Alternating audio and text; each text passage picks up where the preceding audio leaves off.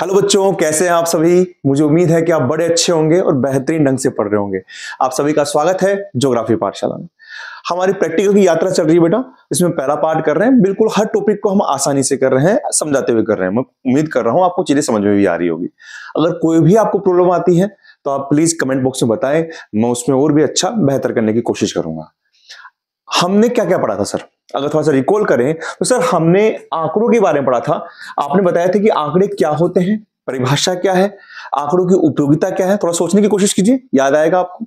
आपने बताया आंकड़ों के स्रोत क्या होते हैं। एक प्राथमिक होता है, एक द्वितीयक होता है। प्राथमिक में फिर हमने बात करी थी कि प्रश्नावली होती है, अनुसूची होती है, व्यक्तिगत प्रेक्षण होता है, साक्षात्कार होता है। और वैसे ही हमने प्रकाशित स्रोत के अंदर द्वितीयक स्रोत की बात की थी हमने। इसके अलावा हमने क्या पढ़ा? हमने पढ़ा कि आंकड़ों का प्रस्तुतिकरण कैसे होता है। इसमें हमने व्यक्तिगत श्रेणी, खंडित श्रेणी और अखंडित श्रेणी पढ़ी थी। और हमने पढ़ा था जिस चीज के बारे में, और वो चीज थी आवर्ती के बारे में। मैंने बताया था आपको कि आवर्ती दो प्रकार की होती है। एक तो होती है सामान्य आवर्ती, याद आ रहा है आपको? सामान्य आवर्ती, आवर्ती का मतलब रिपीटेशन। खंडित श्रेणी, जहां पर आप चीजों को बार बार न लिखकर एक बार लिख देते हैं। और दूसरी होती है संचयी आवर्ती। आप देखिए सारा खेल यहीं से शुरू हो रहा है बेटा, समझना, आप ध्यान समझना। अगर आपको थोड़ा सा याद आए, बता देता हूं आपको मैं। अगर मान लीजिए यहां पर कोई टेबल बन रही है, जैसे मान लीजिए 0 से 10 है, 10 से 20 है, 20 से 30 है, इतना रखते हैं। इसकी आवर्ती जो है एफ जो है वो 4 है, 5 है, 6 है। इसका मतलब है कि यहां पर जो चीजें आ रही है वो 4 बार आ रही है। अब आप 4 बार किसी चीज को लिखेंगे, उसकी जगह आपने उसको 4 बार यहां पर 4 उसकी आवर्ती लिख दी। सीएफ क्या होती है? 4, 4, 5, 9 और 9, 6, 15, यानी टोटल कितनी योग आए वो अपनी बात की थी। तो ये सामान्य आवर्ती होती है, संचयी आवर्ती होती है। अब माफ कीजिएगा, अब इस सामान्य आवर्ती से और संचयी आवर्ती पर काम करना है हमको। आवर्ती का मतलब समझ गए ना आप? कोई भी चीज है, जैसे मान लीजिए लिख दिया 4, 4, 4। अब आपने एक बार लिख दिया 4 और सामने लिख दिया 3, यानी 4 3 बार आया है, यही आवर्ती है। अब देखिए सामान्य आवर्ती पर काम करेंगे आज हम। संचयी आवर्ती पर हम अगले वाले वीडियो में काम करेंगे। तो हम आज सामान्य आवर्ती पर काम करेंगे और यहां पर हम करते हैं आवर्ती बहुभुज। आवर्ती बहुभुज बड़े आसानी से समझेंगे आप चीजों को, बिल्कुल प्यार से कुछ ही समझ में आएगी। देखिए आवर्ती और बहुभुज, बहुभुज का मतलब जानते हैं आप कि कैसी आकृति होगी? जो चतुष्फलक हो सकती है, 5 भुजाएं हो सकती है, 6 भुजाएं हो सकती है, लेकिन हम यहां बात कर रहे हैं बहुभुज की। आवर्ती यानी जितनी भी आवर्तियां आ रही है आपके पास में, इन आवर्तियों के वर्गीकरण करके उसका जो ग्राफ बनाना, वो आवर्ती बहुभुज कहलाता है। यानी क्या कहलाता है कि आवर्ती के वर्गीकरण द्वारा, यानी जो आवर्ती बनाए, अपन आवर्ती ले रहे हैं, उसके वर्गीकरण का ग्राफीय निरूपण, उसका ग्राफीय निरूपण क्या कहलाता है? ग्राफीय निरूपण आवर्ती बहुभुज कहलाता है। ठीक है, क्योंकि काम कहां करना है आपको? आवर्ती पे करना है। थोड़ा सा धीरे रखें, अभी आपको चीजें बिल्कुल समझ में आएगी। आवर्ती बहुभुज कहलाता है। ठीक है, इसकी दूसरी परिभाषा और है, वो और समझिए आप। दूसरी परिभाषा क्या है? पहली परिभाषा तो क्या हो गई कि आवर्ती के वर्गीकरण, जो भी आवर्ती है उनका आप एक ग्राफीय निरूपण कर दोगे तो एक आवर्ती बहुभुज कहलाता है। अब ग्राफीय निरूपण कैसे होता है? आप थोड़ा ध्यान रखिए। ग्राफीय निरूपण इस रूप में होता है। यहां पर यहां वर्ग अंतराल होंगे, जैसे मान लीजिए यहां 0 है, यहां 5 है, यहां पर 10 है, यहां पर 15 है, और इस तरीके से होंगे। यानी एक आयत के रूप में होंगे। किसके रूप में होंगे? आयत के रूप में होंगे। यानी आयत का चित्र बनाना पड़ेगा। तो इसकी दूसरी परिभाषा क्या बनती है कि प्रत्येक वर्ग अंतराल पर बने आयत चित्र, जैसे 0, 5 है, यहां पर एक आपने आयत चित्र का निर्माण कर दिया। कैसे होगा बताएंगे आपको। यहां पर भी आपने एक आयत चित्र का निर्माण कर दिया। तो प्रत्येक वर्ग अंतराल पर बने आयत चित्र पर, आयत चित्र के, अब ये तो बन गए आयत चित्र, जिसको हम हिस्टोग्राम भी कहते हैं। अभी आपको समझाऊंगा, इसको हिस्टोग्राम भी कहते हैं। इसको अगर बोलेंगे, इसको खाली हम कहते हैं हिस्टोग्राम, है ना? हिस्टोग्राम कहते हैं इसको। दूसरा नाम होता है इसका आवर्ती आयत चित्र। आवर्ती आयत चित्र ये क्या होते हैं हम बात करेंगे। तो इसकी परिभाषा क्या है कि प्रत्येक वर्ग अंतराल पर बने आयत चित्रों के मध्य बिंदु को, यहां पर हम दूसरा कलर ले लेते हैं, मध्य बिंदु को सरल रेखा के द्वारा मिलाने पर, सरल रेखा के द्वारा मिलाने पर बना जो ग्राफीय निरूपण होता है। आयत चित्र के मध्य बिंदु को सरल रेखा द्वारा बनाए ग्राफीय निरूपण को या ग्राफीय चित्र को हम क्या कहेंगे? आवर्ती बहुभुज कहेंगे। आवर्ती बहुभुज कहेंगे। अब आप क्या समझे? आपने सर ये समझा, आपने ये बताया कि मुझे आवर्तियों को लेकर एक आयत चित्र बनाना है। क्लियर? आपके पास में क्या बनाना है? उसको आयत चित्र बनाना है। उस आयत चित्र के आपको मध्य बिंदु लेने हैं, तो मध्य बिंदु को सरल रेखा से मिला देंगे तो वो आपका आवर्ती बहुभुज बन जाएगा। लेकिन अब यहां पर समस्या क्या आती है कि पहले आपको आयत चित्र बनाना आना चाहिए। ठीक है, तो आप क्या लेकर चल रहे हैं? यहां पर आप लेकर चल रहे हैं आवर्ती बहुभुज। आवर्ती बहुभुज, लेकिन उस आवर्ती बहुभुज से पहले आपको क्या बनाना पड़ेगा? आयत चित्र बनाना पड़ेगा, जिसको हम कहते हैं आवर्ती आयत चित्र कहते हैं। आवर्ती आयत चित्र कहते हैं, और जिसका दूसरा नाम है हिस्टोग्राम। क्या नाम है? हिस्टोग्राम। समझ रहे हैं आप? बिल्कुल चीजें बिल्कुल क्लियर है। अभी ये परिभाषा भी आपको बताऊंगा ये कैसे बनी है ना, आपको वे समझ में आ गई, बिल्कुल बताऊंगा आपको मैं। उसको हम कहते हैं आवर्ती आयत चित्र, हिस्टोग्राम। यानी आयत, इसको कहते क्या है, इसकी परिभाषा क्या होती है? यानी आयत चित्रों के माध्यम से, आपसे पूछे हिस्टोग्राम क्या होता है, तो आयत चित्रों के माध्यम से आवर्ती का ग्राफीय निरूपण, आवर्ती का ग्राफीय निरूपण हिस्टोग्राम कहलाता है। क्या कहलाता है? हिस्टोग्राम कहलाता है। और हिस्टोग्राम के बारे में बताया था सबसे पहले कार्ल पियर्सन ने बताया था, है ना? कार्ल पियर्सन ने बताया था। ठीक है, अब हमारे पास में सर सबसे पहले चीज आ गई कि पहले सर हम आप हिस्टोग्राम तो बताइए, उसके बाद में हम बात करेंगे कि आवर्ती बहुभुज क्या होता है। देखिए, आप एक क्वेश्चन दे रखा है यहां पे कि आपके पास दे रखे हैं प्राप्त अंक, यानी वर्ग अंतराल दे रखा है 0 से 10, 10 से 20, 20 से 30, 30 से 40, 40 से 50, 50 से 60, और यहां पर इनकी आवर्तियां दे रखी है। और क्या कहा है कि आवर्ती आयत चित्र यानी हिस्टोग्राम को प्रदर्शित कीजिए। यहीं से अपन आवर्ती बहुभुज को भी लेंगे, लेकिन आप थोड़ा सा धीरे। तो लीजिए, हम एक आवर्ती आयत चित्र यानी हिस्टोग्राम बनाना सीखते हैं पहले, है ना? हिस्टोग्राम का आपका बुक्स में नाम नहीं है, लेकिन इसको सीखना जरूरी है। सबसे पहले क्या करेंगे, अपनी कॉपी लीजिए और कॉपी में एक लाइन बिल्कुल स्ट्रेट सीधी लाइन खींचिए, और एक लाइन आप यूं खींचिए सीधी। ठीक है, हमारे पास में ग्राफ नहीं मिलेगा, इसलिए पेपर में बनाना पड़ेगा। ये आपके पास में 0 हो गया, ये आपका एक्स एक्स हो गया, ये आपका वाई एक्स हो गया। ठीक है, ये आपका एक्स एक्स हो गया और ये आपका वाई एक्स हो गया।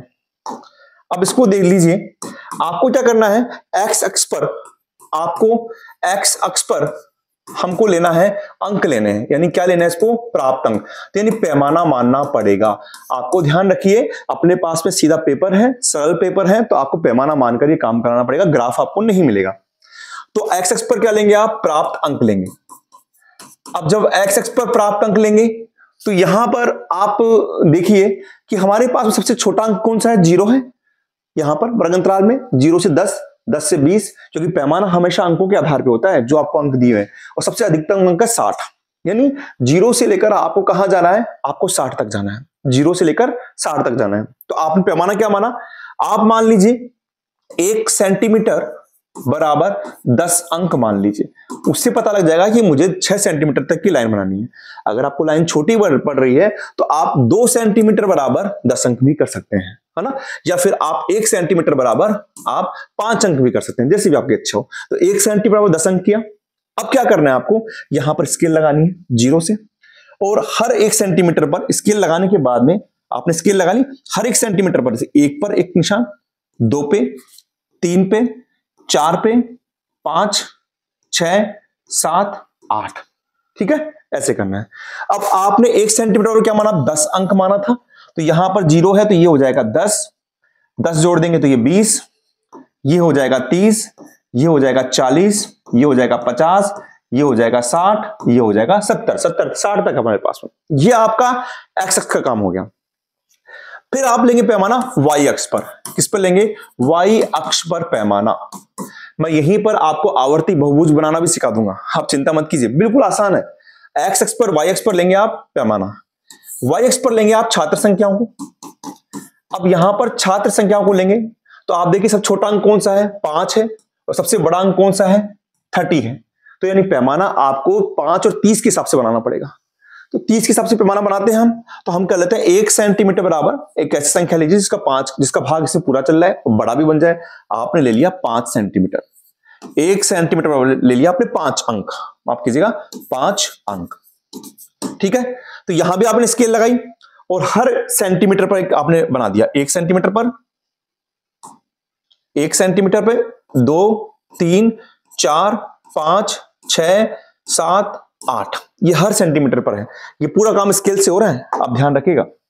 अब यहां पर आपने अंक लिख दिए, कितना पैमाना है 1 सेंटीमीटर 5 अंक, तो अब यहां पर आएगा 5, यहां पर 10 था इसलिए 10 आया है, यहां आएगा 10, फिर यहां आएगा आपके पास में 15, यहां आएगा 20, यहां आएगा 25, यहां आएगा 30, यहां आएगा 35, यहां आएगा 40। ओके, समझ गए आप। तो पहले आपको कोई भी आपको जो आवर्ती बहुभुज बनाना है या उससे पहले आपको क्या बनाना पड़ेगा, हिस्टोग्राम बनाना पड़ेगा। इसका नाम हिंदी में क्या कहते हैं, आवर्ती आयत चित्र कहते हैं। अब यहां पर लीजिए आप 0 से 10 का पैमाना कितना आ रहा है, 5 आ रहा है, तो आप 0 से 10 पे चलेंगे और कितना आ रहा है, 5 आ रहा है। ये आपको अंक दिया हुआ है, अगर ये अंक सीधा नहीं बढ़े, मान लीजिए कोई आपके पास बीच में 7 आ रहा है 8 आ रहा है, तो कैसे निकालेंगे ये भी समझ लीजिए आप। आपने किया है 1 सेंटीमीटर, वाई एक्स पे काम कर रहे हैं, सॉरी 1 सेंटीमीटर पर दिया 5 अंक, इस 5 का भाग कहां लगा देंगे आप, इस 5 में लगा देंगे। मतलब आपने 1 सेंटीमीटर पर माना है 5 अंक, तो इस 5 का जो भी संख्या दे इसमें भाग लगाएंगे। 5 में भाग लगाया 5 का, कितना आया 1, तो 1 सेंटीमीटर कहां होता है, यहां पर होता है। यहां पर आपको स्केल से यहां पॉइंट लगाएंगे, यहां पॉइंट लगाएंगे, एक सीधा सा एक आयत बना देंगे, चूंकि आयत बन रहा है। दूसरा, अब आपको करना है 10, 0 से लेके 20 में 10, तो एक 5 का भाग लगाएंगे 10 में, कितनी बार गया, 2 बार, तो आपको 2 सेंटीमीटर, तो ये 1 सेंटीमीटर था। अंकों को मत देखिए, अंक तो ये लिखे हुए हैं, जो स्केल है वो 1 सेंटीमीटर की है, 2 सेंटीमीटर की है। आप बोलेंगे कि सर इसमें सीधा सीधा लिखा हुआ है ना, आप सीधे बता दीजिए ना। सपोज कीजिए बेटा यहां पर 10 की जगह 12 होता, तो आपको 5 का भाग 12 में देना होता है ना, फिर आपके पास में 2 पॉइंट जो भी आता वो आपके पास में आता।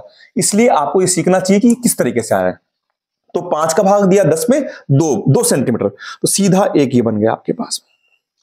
फिर 20 से 30 में 15, 5 का भाग दिया 15 में 3 बार, 1 सेंटीमीटर 2 3, तो देखिए वही अंक आ रहा है, 15 ही आ रहा है, और ये आपने एक ये बना दिया, ये आपके पास में आयत बन रहे हैं। 20 में 5 का भाग 20 में 4 बार, 1 2 3 4, देखिए 20 ही है, कोई इसमें दिक्कत नहीं आ रही है, और ये आपने एक ये बना दिया। और किसमें देखो 30 से 40 के बीच में सीधा सीधा क्या लिख रखा है, 20 है। अब 40 से 50 में 20 है, तो 20 में कितने का भाग देंगे अपन, वापस वही उतना ही आ जाएगा, तो ये दोनों ही बराबर आ गए, ठीक है। और फिर 50 से 60 में 30 का, 5 का भाग 30 में दिया 6 बार, तो आपके पास में 6 बार आ गया यहां पर, ये यहां पर, तो ये आपके पास में यहां से ये आ गया। तो ये जो बन गया ना बेटा, इसी को हम क्या कहते हैं, हिस्टोग्राम कहते हैं। इसी को हम क्या कहते हैं, हिस्टोग्राम कहते हैं। हमने आवर्तियों का, ये आवर्ती थी ना, इसको आयत चित्रों के माध्यम से प्रदर्शित कर दिया। तो परिभाषा क्या बनी, अगर आप यहां पर पढ़ेंगे, मैं आपको हर चीज बताऊंगा, आप सोचिए, माफ कीजिएगा पिछले वाले पेज पर है, आप यहां पर देखिए आवर्ती क्या होता है, आयत चित्रों के माध्यम से आवर्ती का ग्राफीय निरूपण हिस्टोग्राम कहलाता है। आप देख लीजिए,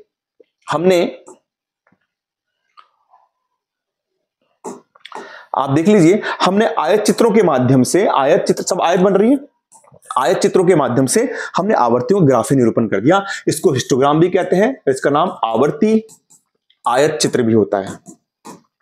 इसमें खास ध्यान रखने वाली बात समझ लेना आप, पहली बात तो आवर्त जो भी आपके आयत बनेगी उनकी चौड़ाई समान होनी चाहिए, और दूसरा सभी आयत आपस में पास पास बनने चाहिए। ऐसा नहीं कि एक आयत आपने बना दिया दूसरा बना दिया, जिसकी खास बात होती है। दो ध्यान रखने वाली बात क्या है कि सभी जो आयत बनेंगे उनकी चौड़ाई समान होगी, आवर्त ऊंचाई अलग अलग होगी क्योंकि वो आवर्ती के हिसाब से होगी, और इनके बीच में ये सटे हुए होने चाहिए, बराबर होने चाहिए, ठीक है।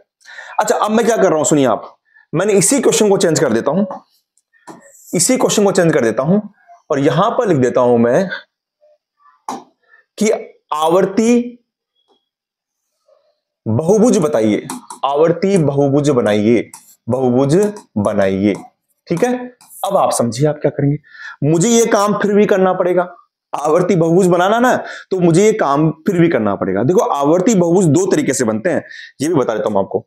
आवर्ती बहुभुज दो तरीके से बनते हैं, एक तो हिस्टोग्राम की सहायता से, आपकी किताब में इसमें दे रखा है, और एक होता है बिना हिस्टोग्राम सहित, और एक होता है हिस्टोग्राम रहित, बिना हिस्टोग्राम के। ठीक है, उसके लिए मैं आपके लिए अलग से बता दूंगा, अभी आप हिस्टोग्राम सहित वाला देखिए आप इसके अंदर। तो आवर्ती बहुभुज बताइए, तो मुझे पहले ये सारा काम करना पड़ेगा। मैं वर्ग अंतराल देखूंगा, मैं वापस बता देता हूं। मैंने देखा सबसे छोटा 0 से शुरू हो रहा है, अधिकतम 60 है, तो मैंने एक पैमाना मान लिया एक्स पर, क्या माना कि 1 सेंटीमीटर 10 अंक माना। तो देखिए आप अंक निशान लगा दिए, 10, 20, 30, 40, 50, 60 जोड़ दिया। वाई एक्स पर मैंने छात्र संख्या ली, उसमें अंक देखा 5 और 30 तक जाना है। चित्र छोटा बन रहा है तो आप पैमाने को बढ़ा सकते हो, 1 सेंटीमीटर जगह 2 सेंटीमीटर कर सकते हो, तो बढ़ जाएगा आपको, है ना। तो वो आपको अपने हिसाब से करना पड़ेगा। ठीक है, तो आपने 1 सेंटीमीटर कर दिया। अब देखिए आप यहां पर 1 सेंटीमीटर करके आपने किया 5, 10, 15, 20, 25, हर के हिसाब से आपने उसकी आवर्ती जो आपका आयत चित्र उसकी ऊंचाई ले ली। ये 5 सेंटीमीटर, ये आपके पास में 10, ये 15, ये 20, ये 20, ये 30। अब आपको क्या बनाना है, आवर्ती बहुभुज बनाना है। कुछ नहीं करना, कुछ नहीं करना। आई रिपीट, इस लाइन को पढ़िए आप और मुझे बताइए। आप इस लाइन को पढ़िए, क्या लिखा था मैंने, प्रत्येक वर्ग अंतराल पर बने आयत चित्र के। तो देखिए आप, प्रत्येक वर्ग अंतराल पर बने आयत चित्र के, तो ये भी एक आयत चित्र हो गया, ये भी एक आयत चित्र हो गया, ये भी एक आयत चित्र हो गया, ये भी एक आयत चित्र हो गया या नहीं हो गया। प्रत्येक वर्ग अंतराल पर बने आयत चित्र के मध्य बिंदु को, तो मध्य बिंदु को सरल रेखा से मिलाना है। कर लीजिए, क्या दिक्कत आ रही है। आपको क्या करना है, इन सबका मध्य बिंदु निकालना है। सबका मध्य बिंदु यहां से आप देखेंगे, स्केल जो 1 सेंटीमीटर की थी तो हाफ कर लेंगे उसकी 0.5, तो ये इसका मध्य बिंदु आ गया, ये इसका मध्य बिंदु आ गया, ये इसका मध्य बिंदु आ गया, ये इसका मध्य बिंदु आ गया, ये इसका मध्य बिंदु आ गया। तो क्या था कि प्रत्येक वर्ग अंतराल पर बने आयत चित्र के मध्य बिंदु को सरल रेखा से मिलाने पर बना ग्राफीय निरूपण आवर्ती बहुभुज बनाता है। तो अभी तक तो ये आयत चित्र है, अभी तक तो हिस्टोग्राम है, अभी तक तो ये आवर्ती आयत चित्र है, लेकिन जैसे ही आप इसको मिला देंगे, देखिए आप, मैं दूसरा कलर ले लेता हूं, जैसे ही आप इसको मिला देंगे यहां से, ये लीजिए, आप बिल्कुल सरल रेखा के द्वारा मिलाएंगे। आपने इसको मिला दिया, फिर आपने इसको मिला दिया स्केल से, फिर आपने इसको मिला दिया, फिर आपने ये बिल्कुल सीधी लाइन है, इसको मिला दिया, और आपने इसको मिला दिया। तो ये बन जाएगा आपका आवर्ती बहुभुज।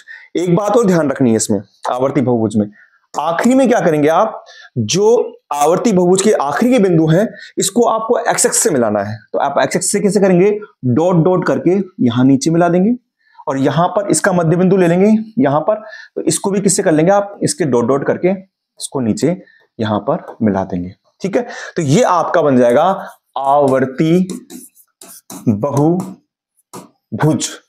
ठीक है, और बहुभुज में किसको ले रहे हैं, इसको आयत को ले रहे हैं, इसलिए इसको आवर्ती आयत बहुभुज भी कह देते हैं। इसका दूसरा नाम होता है आवर्ती आयत बहुभुज, क्योंकि बन क्या रही है, आयत बन रही है। तो मुझे उम्मीद है कि बेटा आपको समझ में आ रही है चीजें। मैंने क्या बताया आज आपको, मैंने आपको बताया कि आवर्ती की वर्गीकरण, आवर्ती बहुभुज सामान्य आवर्ती से लिया जाता है। पहले आपको आयत चित्र बनाने पड़ेंगे, वो बता दिया, जिसको हिस्टोग्राम कहते हैं, जिसको हम आवर्ती आयत चित्र भी कह देते हैं। फिर प्रत्येक वर्ग अंतराल पर जो भी आयत बने हैं, जो भी आपके पास में आयत बने हैं यहां पर, उनके मध्य बिंदु को मिलाने वाली सरल रेखा आवर्ती बहुभुज कहलाती है।